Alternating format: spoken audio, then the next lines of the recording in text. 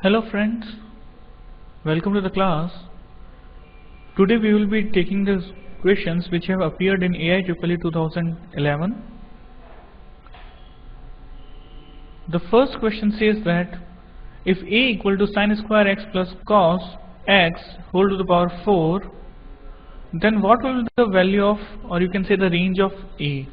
Whenever such type of question occur, the best thing is to convert the various trigonometric terms having the different powers into the linear terms, that is the terms which are having the power 1.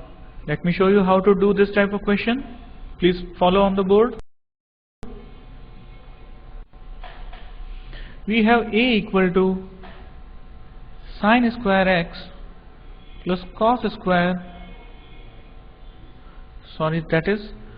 x to the power 4.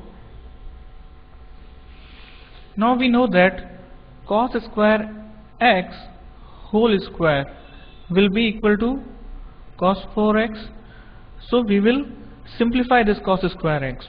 Now we know that cos 2x is equal to twice of cos square x minus 1. That gives us cos square x equal to cos 2x plus 1 whole divided by 2. And in similar manner we can say that cos 2x is equal to 1 minus 2 sin square x, and that will give us sin square x equal to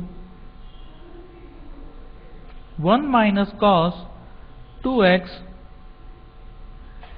divided by 2. If we substitute these values in the given expression, we will be getting a equal to 1 minus cos 2x divided by 2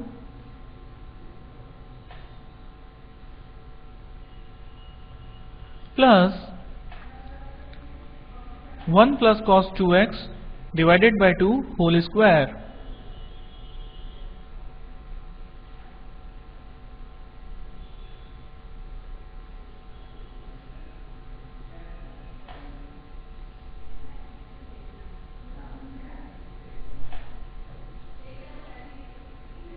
On a bit of simplification, we get 1 minus cos 2x divided by 2 plus 1 plus cos square 2x plus twice of cos 2x divided by 4. Again we can say that cos 4x will be equal to twice of cos square 2x minus 1. That will give cos square 2x is equal to 1 plus cos 4x whole divided by 2.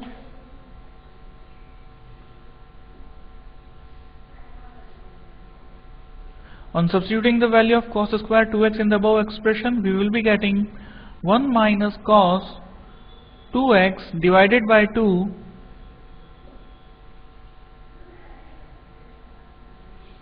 plus 1 plus cos 4x whole divided by 2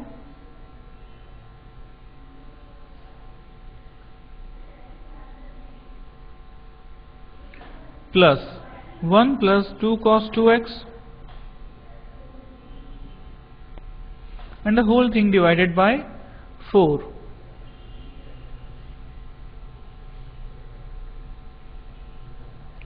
On further simplification, we get 1 minus cos 2x divided by 2 plus 1 plus cos 4x plus 2 plus 4 cos 2x divided by 8.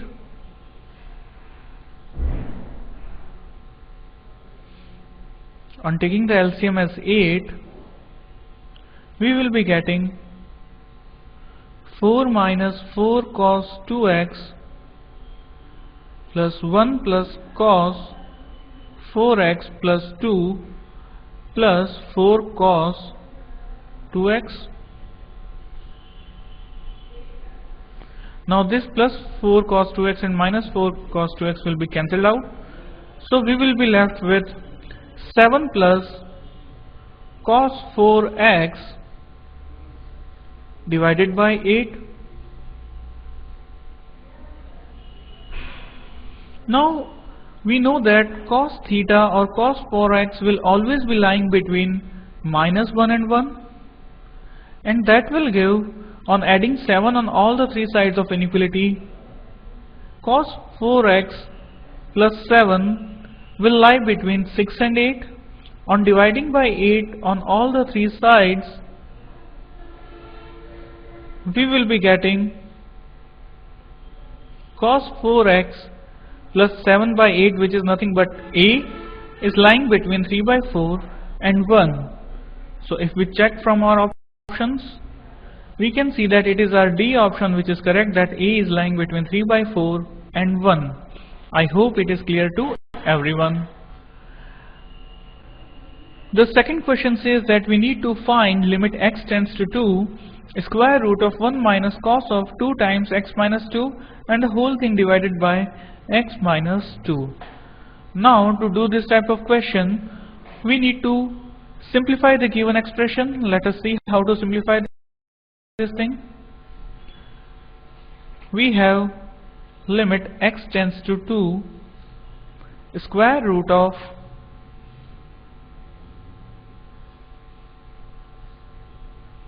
1 minus cos of twice of x minus 2 divided by x minus 2.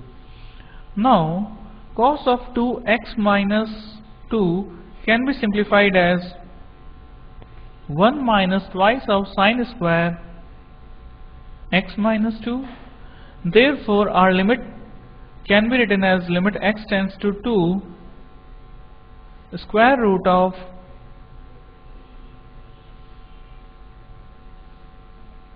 1 minus twice of sine square x minus 2 and the whole thing divided by x minus 2. On simplifying numerator, we can see that we are left with limit x tends to 2 twice of sine square x minus 2 under the sign of square root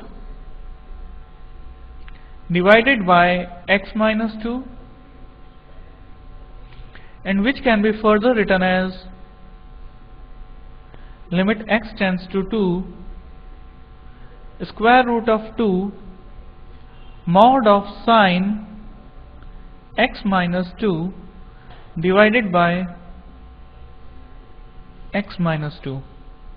Friends, always remember that whenever we have square root of x square, that will be equal to mod of x. That's why we have written square root of sine square x minus 2 as mod of sine of x minus 2, as 2 as constant. So we will be writing root 2 times limit x tends to 2 mod of sine x minus 2 divided by x minus 2. Now what we need to do, in the expressions we have modulus involved in our function, we take first the left hand limit, then right hand limit, and then compare its value. If it comes out to be equal, then we can get the value of limit, otherwise we say that limit does not exist.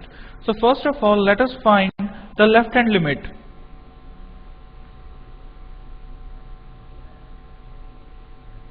And the left hand limit will be square root of 2 times limit x tends to 2 from negative direction mod of sine x minus 2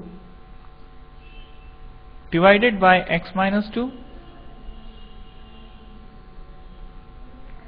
and that will be equal to square root of 2 limit h tends to 0 mod of sine 2 minus h minus 2 divided by 2 minus h minus 2.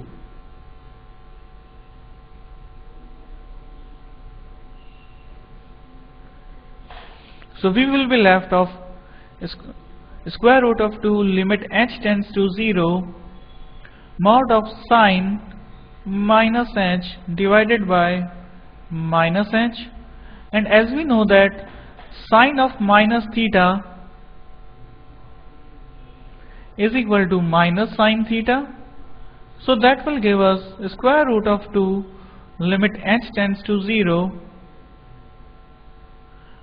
mod of minus sine h divided by minus h.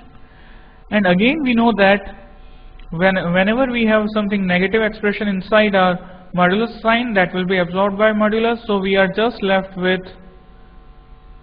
positive sine h in the numerator and minus of h in the denominator, where limit h tends to 0 and the whole thing multiplied by square root of 2. That will be equal to minus of the square root of 2 limit h tends to 0 sin h over h, and we know that this is a standard limit whose value is equal to 1, so we will be getting left hand limit as minus root 2 times 1, that is equal to minus root 2. Now let us check our right hand limit at x equal to 2.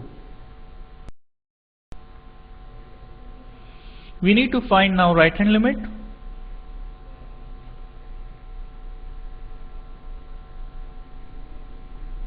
That will be limit x tends to 2 from positive direction. We have square root of 2 mod of sine x minus 2 divided by x minus 2.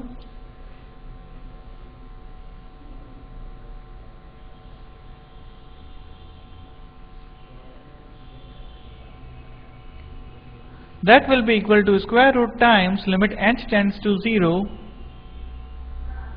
mod of sine 2 plus h minus 2 divided by 2 plus h minus 2. We will be getting square root of 2 times limit h tends to 0 sin h modulus sine divided by h,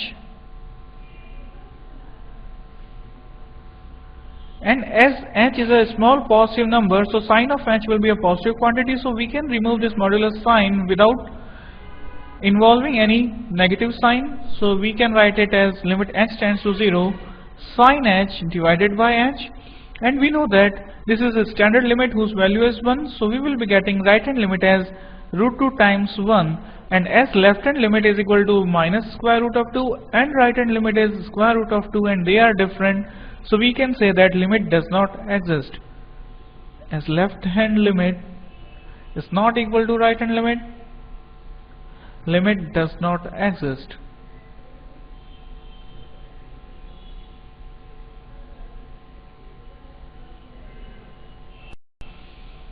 So